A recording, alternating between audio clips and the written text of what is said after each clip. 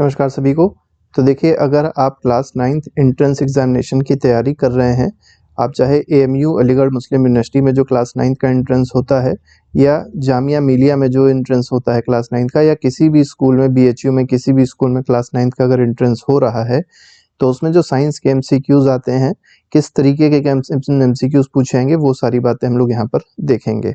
Approximately 30 MCQs हम लोग discuss करेंगे और साथ ही साथ उसका फुल एक्सप्लेनेशन देखेंगे। केवल आंसर नहीं देखेंगे, उससे रिलेटेड और अगर क्वेश्चन बन सकता है उसको भी यहाँ पर हम लोग देख लेंगे। ठीक है, तो चलिए स्टार्ट करते हैं। फर्स्ट क्वेश्चन देखते हैं। फर्स्ट क्वेश्चन क्या कहा गया? Asteroids are found between the orbits of. अब देखिए, एस्टेरॉइड्स क्या होती है? कुछ ऐसी बॉडीज, हेवनली बॉडीज होती हैं जो रिवॉल्व कर रही होती हैं सन के अराउंड। ठीक है, लेकिन पूछा क्या गया है कि किन दो प्लैनेट्स के ऑर्बिट के बीच में रिवॉल्व करते हैं ये एस्टेरॉइड्स, ये आपको बताना है। ठीक है, तो इधर होता है आपका मार्स, ठीक है, और इधर होता है जुपिटर। और इस बेल्ट को क्या कहा जाता है? एस्टेरॉइड बेल्ट भी कहा जाता है। ठीक है, तो एस्टेरॉइड बेल्ट भी इसको कहा जाता है। तो आपसे एस्टेरॉइड बेल्ट के बारे में पूछा जा सकता है, किसके किसके बीच में प्रेजेंट होती है? तो याद रखिएगा, मार्स और जुपिटर के बीच में प्रेजेंट होती है। अगले पे आते हैं, विच of the following statement is not true. कौन सा स्टेटमेंट यहाँ पर गलत है या सही नहीं है, ये आपको यहाँ पर बताना है। Friction can be reduced by converting sliding friction into rolling. तो देखिए, स्लाइडिंग में क्या होता है? बॉडी स्लाइड कर रही होती है, फ्रिक्शन ज्यादा लगता है। रोलिंग में क्या होता है? बॉडी रोल कर रही होती है, एक ही पॉइंट कांटेक्ट होगा तो फ्रिक्शन अपने आप से क्या हो जाएगा? रिड्यूस हो जाएगा। बात सही है। Friction in air and water can be reduced by streamlining the shape of object. अब देखिए, शेप को अगर स्ट्रीमलाइन कर दिया जाए तो जो फ्रिक्शन है एयर और वाटर में, उसको रिड्यूस किया जा सकता है। ये बात भी बिल्कुल सही है। ठीक है, और इसका एग्जांपल क्या है? जो शिप्स होते हैं, जो एरोप्लेन्स होते हैं, वो इसी स्ट्रीमलाइन शेप के बने होते हैं। थर्ड में कहा गया, polish surface will have less friction. Polish surface का फ्रिक्शन कम होगा, बिल्कुल सही है। और रफ सरफेस होगा, उसका फ्रिक्शन ज्यादा होगा। Friction can be reduce to zero, ये गलत है। कभी भी फ्रिक्शन को हम लोग जीरो नहीं कर सकते हैं।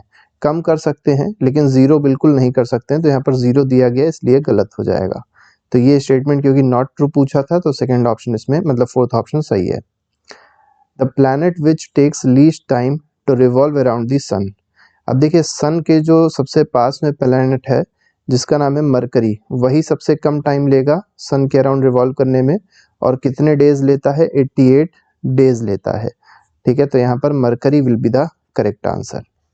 अगले पे आते हैं, the weight of object will be zero at. अब देखिए, पूछा है वेट किसी भी ऑब्जेक्ट का वेट जीरो कहाँ पर होता है। तो जैसे मान लीजिए ये अर्थ है, ठीक है, अर्थ आपको पता होगा, रेडियस अलग अलग है अर्थ का। यहाँ इक्वेटर कहते हैं, इक्वेटर पे रेडियस ज़्यादा है, और पोल पे अर्थ का रेडियस क्या है? कम है। ठीक है, तो ये जो है, इस पॉइंट को बोलते हैं पोल, नॉर्थ पोल है ये, और नीचे क्या है? साउथ पोल है। ठीक है, याद रखिएगा एक और बात, कि पोल्स पे जो ग्रेविटी होती है वो ज़्यादा होती है, इक्वेटर पे ग्रेविटी जो होती है वो कम होती है। लेकिन अगर हम लोग सेंटर पे जाएंगे, अर्थ के सेंटर पहुंच जाएंगे, यहाँ पर ग्रेविटी की वैल्यू क्या होती है? जीरो होती है। तो वही पूछा गया है। अब देखिए, वेट वेट जीरो कब होगा? जब ग्रेविटी जीरो होगी।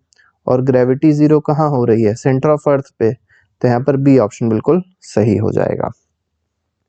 विच of the following is weedicide. Weedicide क्या करता है? वीड्स को किल करने के लिए यूज किया जाता है। वीड जो घास होती है उनको किल करने के लिए यूज की जाने वाला जो केमिकल होता है उसको क्या बोलते हैं? वीडीसाइड बोलते हैं। तो इसका जो सही आंसर है इसमें वीडीसाइड। यूरिया क्या है? यूरिया एक फर्टिलाइजर है। काउडंग मैन्योर की तरह यूज किया जा सकता है। एनपीके भी फर्टिलाइजर है। 2,4D जो है, ये क्या होता है? ये वीडीसाइड होता है। अच्छा, एक चीज और कभी कभी पूछ ली जाती है कि जो 2,4D है, इसका मतलब क्या होता है? कभी कभी ये भी पूछ लिया जाता है आपसे। ठीक है, तो इसका मतलब आपको जरूर पता होना चाहिए। डाइक्लोरोफिनॉक्सी एसिटिक एसिड इसका नाम है पूरा। लिख देते हैं, डाई क्लोरो, ठीक है, ये सी है, डाइक्लोरोफिनॉक्सी एसिटिक एसिड। ठीक है, एसिटिक एसिड, ये इसका पूरा नाम होता है। किसका? 2-2,4-D। ठीक है, तो डी जो है वो यही रिप्रेजेंट कर रहा है, dichlorophenoxy acetic acid. Sixth question पे आते हैं, sodium and potassium are stored in kerosene. अब देखिए, जो सोडियम और पोटेशियम है ये बहुत ही रिएक्टिव मेटल्स हैं, और इतने ज़्यादा रिएक्टिव होते हैं कि अगर इनको बाहर खुले में भी रख दिया जाता है तो ये ऑक्सीजन से रिएक्ट करके ख़त्म हो जाते हैं, जल जाते हैं। तो इसीलिए इनको कहाँ स्टोर किया जाता है, केरोसिन में स्टोर करते हैं, क्योंकि इनकी रिएक्टिविटी क्या है, बहुत ही हाई होती है। ये सारे क्वेश्चंस जो हमने पीडीएफ बनाई है या जो वीडियो बनाए हैं क्लास 8th एनसीईआरटी के, उसमें आपको A to Z क्वेश्चंस मिल जाएंगे जो ये बार बार रिपीट होते रहते हैं। ठीक है, कुछ नया इसमें नहीं, केवल एनसीईआरटी से ही सब कुछ लिया गया है। एनसीईआरटी में हर एक चीज डिट्टो लाइन टू लाइन लिखी हुई है। क्वेश्चन नंबर 7 पे आते हैं, growth hormone is secreted by. अब ग्रोथ हार्मोन को कौन सिक्रीट करती है, कौन सी ग्लैंड, तो थायराइड ग्लैंड जो है वो थायरॉक्सिन हार्मोन को सिक्रीट करती है। किसको, थायरॉक्सिन। और इसी थायरॉक्सिन हार्मोन की कमी से एक बीमारी होती है जिसको बोलते हैं गोइटर। तो ये तो गलत हो जाएगा। पिट्यूटरी ग्लैंड जो है ये ग्रोथ हार्मोन को सिक्रीट करती है और इसी वजह से क्या होता है, किसी भी पर्सन की ग्रोथ हो पाती है। एड्रीनल ग्लैंड क्या होती है, ये एड्रीनलिन एक हार्मोन होता है जो जब आपको गुस्सा आता है, जब आप बहुत ही दुख में होते हैं, ठीक है, इस तरीके की जो कंडीशंस होती हैं उनमें जो हार्मोन सिक्रीट होता है वो एड्रीनलिन हार्मोन होता है। पैनक्रियाज आपको पता होगा ये इंसुलिन को सिक्रीट करता है और ये इंसुलिन का काम क्या होता है, ब्लड शुगर लेवल को रेगुलेट करना या कम करना। ठीक है, ब्लड शुगर को, ठीक है, रिड्यूस करना इसका काम होता है। अगले पे आते हैं, question number 8, minimum Audible frequency for human ear. अब देखिए ऑडिबल रेंज कभी कभी पूछी जाती है कि ह्यूमन ईयर की ऑडिबल रेंज क्या होती है, ये सीधे सीधे एनसीईआरटी में दिया गया है। तो ऑडिबल रेंज क्या दी गई है, 20 हर्ट्ज से लेके 20,000 हर्ट्ज तक ऑडिबल रेंज होती है। ठीक, अब यहाँ पर क्या पूछा गया, मिनिमम पूछा गया जो हम लोग सुन सकते हैं, तो मिनिमम 20 हर्ट्ज सुन सकते हैं। लेकिन मान लीजिए पूछ लिया था मैक्सिमम कितना सुन सकते हैं, 20,000 हर्ट्ज मैक्सिमम लोग सुन सकते हैं। तो इसमें क्योंकि मिनिमम है तो डी ऑप्शन इसमें सही हो जाएगा। अच्छा, अगर 20 हर्ट्ज से कम होती तो ऐसी फ्रीक्वेंसी को क्या बोलते हैं, इंफ्रासोनिक बोलते हैं। क्या बोलते हैं, इंफ्रासोनिक वेव्स बोला जाता है। और जिनकी फ्रीक्वेंसी इससे ज़्यादा होगी, 20,000 हर्ट्ज से या 20 किलो हर्ट्ज से ज़्यादा होगी, इनको क्या बोलते हैं, अल्ट्रासोनिक बोलते हैं। ठीक है, और इसी अल्ट्रासोनिक वेव्स को यूज़ किया जाता है किसमें, सोनार में। सोनार मतलब क्या है, sound navigation and ranging. 9th पे आते हैं, non metal react with oxygen to form. अब देखिए आपको एक शब्द याद रखना है, Mb। ये Mb क्या है, मेटल ऑक्साइड जो होते हैं। ठीक है, यहाँ से हमने एक शॉर्ट फॉर्म बनाया है कि जो मेटल ऑक्साइड होते हैं उनका नेचर कैसा होता है, बेसिक होता है। ठीक, तो जो नॉन मेटल ऑक्साइड होंगे उनका नेचर क्या हो जाएगा, उनके दो नेचर हो सकते हैं, या तो एसिडिक होता है और या तो न्यूट्रल होता है। याद रखिएगा ये दोनों बातें बहुत इंपॉर्टेंट है। तो यहाँ पर एसिडिक और neutral will be the correct answer. एक और होता है जिसको कहते हैं एम्फोटेरिक। ठीक है, एम्फोटेरिक ऑक्साइड भी एक होते हैं।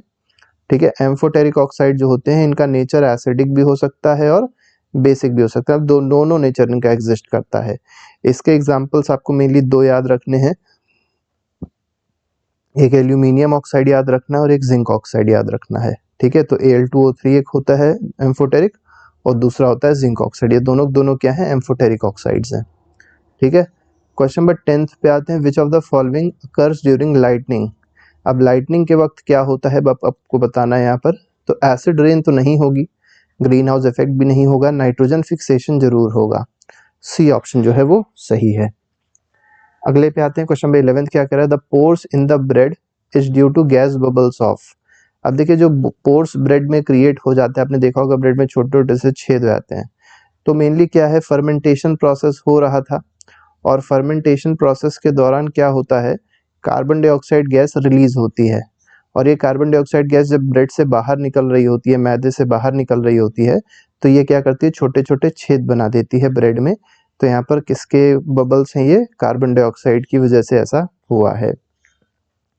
The process by which dead remains of plants and animals are decomposed into. अब देखिए आपको बताना है उस प्रोसेस को क्या कहते हैं जिससे जो डेड प्लांट्स और एनिमल्स हैं वो डिकम्पोज हो जाते हैं और किस में कन्वर्ट हो जाते हैं, नाइट्रोजन में। अब इस प्रोसेस को डेजर्टिफिकेशन तो नहीं कहते, डीएमाइनेशन भी नहीं कहते, नाइट्रिफिकेशन भी नहीं कहते, यहाँ स्पेलिंग हमको लगता है थोड़ी सी गलत दे दी गई है, अमोनिफिकेशन कहते हैं इसको। क्या कहते हैं, अमोनिफिकेशन कहते हैं इसको। ठीक है, तो इसका जो सही आंसर है वो क्या हो जाएगा, डी ऑप्शन हो जाएगा, दैट इज अमोनिफिकेशन। 13 पे आते हैं, the most reactive metal is. सबसे ज्यादा रिएक्टिव मेटल कौन सा है, कॉपर नहीं है, सिल्वर भी नहीं है, पोटेशियम है। ठीक है, तो सबसे ज्यादा होता है पोटेशियम और फिर होता है सोडियम। ठीक है, हमने एक ट्रिक भी बताई है जिसको आप जाके प्लेलिस्ट में देखेंगे उसी एनसीईआरटी एमसीक्यू में, ठीक है, क्लास 8th की जो बनी हुई है उसमें आपको एक ट्रिक मिल जाएगी कि कैसे हम लोग रिएक्टिविटी को याद कर सकते हैं।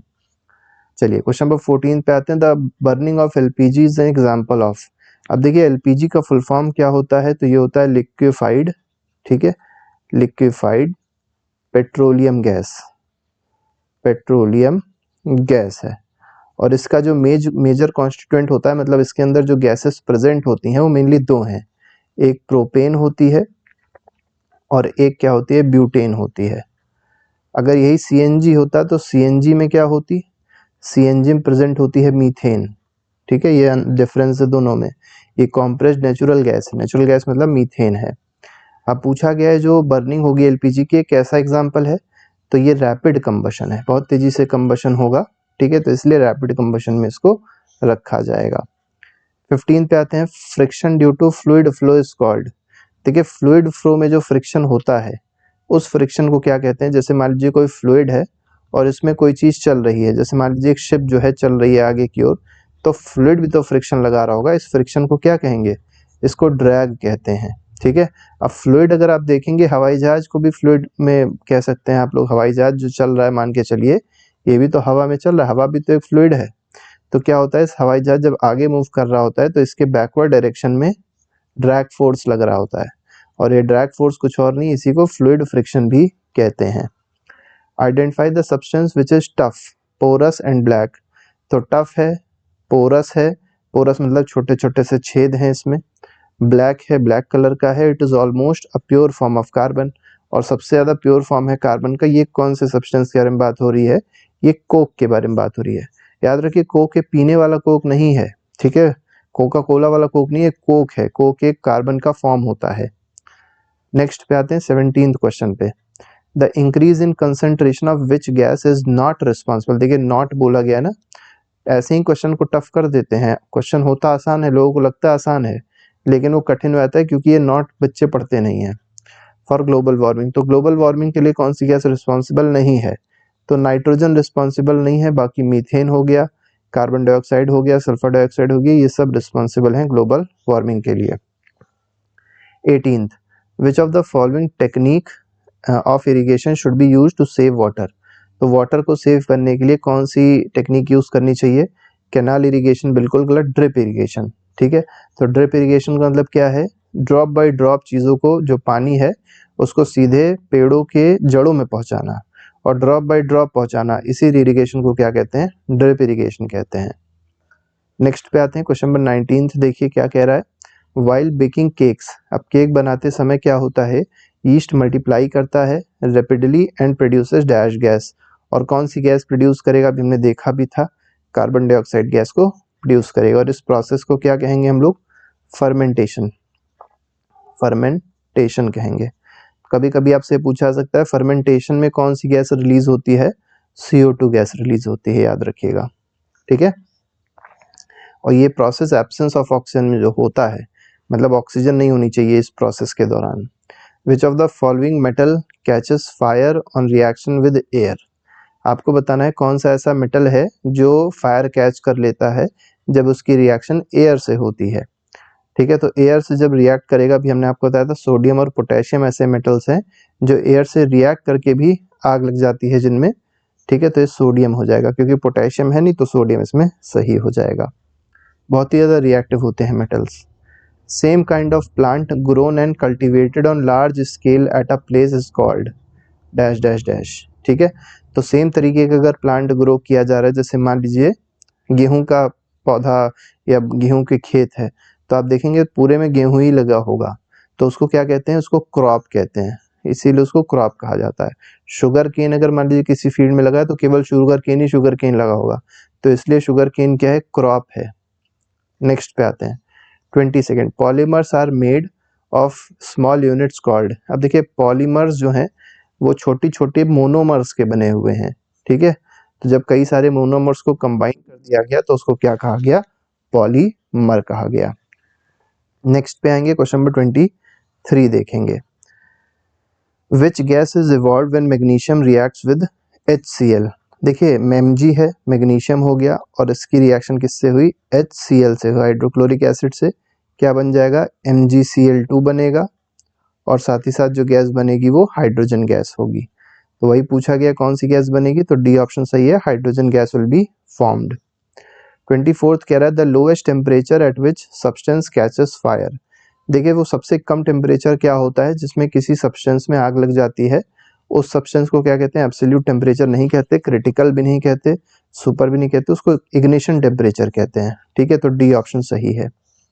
External fertilisation is not found in, देखिए नॉट पूछा गया है, एक्सटर्नल मतलब ये है कि जो फर्टिलाइजेशन हो रहा था, मतलब जो मेल गैमीट और फीमेल गैमीट फ्यूज हो रहे थे, ये काम बाहर जब होगा, मतलब बॉडी के अंदर ना होके बॉडी के बाहर होगा, तो ये किसमें नहीं होता है ये आपको बताना है। तो हेन जो है इसमें इंटरनल फर्टिलाइजेशन होता है। ठीक है, कैसा फर्टिलाइजेशन है, इंटरनल फर्टिलाइजेशन है। बाकी फिश, फ्रॉग, ज़्यादातर एक्वेटिक एनिमल्स होते जो हैं एक्सटर्नल फर्टिलाइजेशन ही करते हैं। स्टार फिश ये सब के सब क्या करेंगे, एक्सटर्नल फर्टिलाइजेशन करेंगे। ठीक है, ये भी क्लास 8 रिप्रोडक्शन इन एनिमल्स का क्वेश्चन है, दिया है उसमें इसके बारे में। विच of the following statement is not correct, कौन सा करेक्ट नहीं है। Friction acts on both the surface, बिल्कुल ठीक है। Static friction is less than sliding friction, नहीं गलत है। स्टैटिक फ्रिक्शन जो होता है वो मोर होता है, लेस नहीं होता। ठीक है, स्लाइडिंग से ज़्यादा होता है। रोलिंग कम होता है। The device use to test the charge on an object, तो किसी ऑब्जेक्ट पे अगर चार्ज को टेस्ट करना है तो उसके लिए कौन सी डिवाइस यूज करी जाएगी, तो लाइटनिंग कंडक्टर नहीं यूज किया जाएगा, गैल्वेनोमीटर भी नहीं, एमीटर से करंट को मेजर किया जाता है, याद रखिएगा। ठीक है, यहाँ पर जो यूज किया जाएगा ये इलेक्ट्रोस्कोप होगा। ठीक है, डी ऑप्शन सही है। क्वेश्चन नंबर 28 कह रहा है the impression of an image persist on retina for about dash seconds, तो कितनी देर के लिए इमेज जो होती है वो रेटिना पर बनी रहती है, तो ये 1/16 सेकेंड के लिए, इतने कम देर के लिए जो इमेज होती है वो रेटिना पे बनी रहती है। इसको कहते हैं परसिस्टेंस ऑफ मतलब विजन, परसिस्टेंस ऑफ विजन भी कहते हैं। और अगर persistence of human ear hearing पूछी जाए, ठीक है, परसिस्टेंस ऑफ हियरिंग अगर पूछा जाए कि हम लोग कोई भी चीज़ कितनी देर में डिटेक्ट कर पाते हैं या कितनी देर तक हमारे कानों में वो इंटैक्ट रहेगी, तो 1/10 सेकेंड्स तक होता है। दोनों बातें याद रखिएगा, हियरिंग वाली चीज़ आएगी तो 1/10 सेकेंड हो जाएगा, इमेज वाली चीज़ आएगी, देखने वाली चीज़ जो आएगी उसमें 1/16 सेकेंड्स हो जाएगा। दोनों बातें इंपॉर्टेंट हैं। The junction of optic nerves and retina in I is called, देखिए जहाँ पर ऑप्टिक नर्व और रेटिना दोनों मीट कर रहे हैं उस पॉइंट को क्या कहेंगे, ब्लाइंड स्पॉट कहेंगे, और यहाँ पर इमेज फॉर्मेशन नहीं होती है। ठीक है, लास्ट क्वेश्चन है हमारा, इसमें देखिए क्या कहा गया, विच amongst the following is responsible for acid rain. अब एसिड रेन के लिए कौन दो चीज़ें रिस्पॉन्सिबल हैं, तो NO2 और SO2, ये दोनों रिस्पॉन्सिबल होते हैं। और कैसे, देखिए जो NO2 है, नाइट्रोजन डाइऑक्साइड, जब ऊपर जाएगा तो ये बादलों से मिलेगा और बादलों में क्या है, पानी है, क्या बना देगा, दोनों मिलके HNO3 बना देगा। HNO3 को क्या कहते हैं, नाइट्रिक एसिड कहते हैं। आपका नाइट्रिक एसिड बन के तैयार हो गया। इसी तरीके से SO2 है, ये भी जब ऊपर उड़ के गया, बादलों से मिला, बादलों में था पानी, इसने क्या बना दिया, H2SO4 बना दिया। इसको क्या कहते हैं, चलिए आप लोग कमेंट बॉक्स में लिख के जरूर बताइएगा इस एसिड का नाम क्या है। ठीक है, यही आपका आज का क्वेश्चन रहेगा। तो देखिए H2SO4 और नाइट्रिक एसिड ये दोनों चीज़ें कहाँ पहुँच चुकी हैं, बादलों में।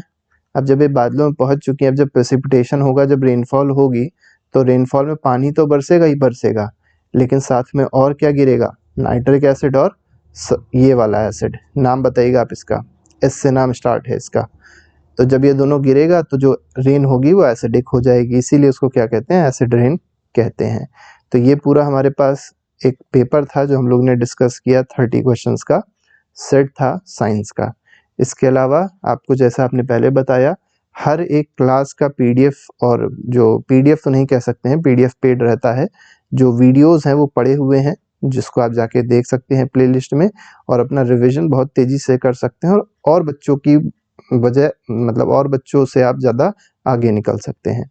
तो अभी के लिए फ़िलहाल नहीं रखते हैं, आगे दोबारा नए वीडियो में फिर से मुलाकात होगी। Till then thank you very much, good bye, जय हिंद।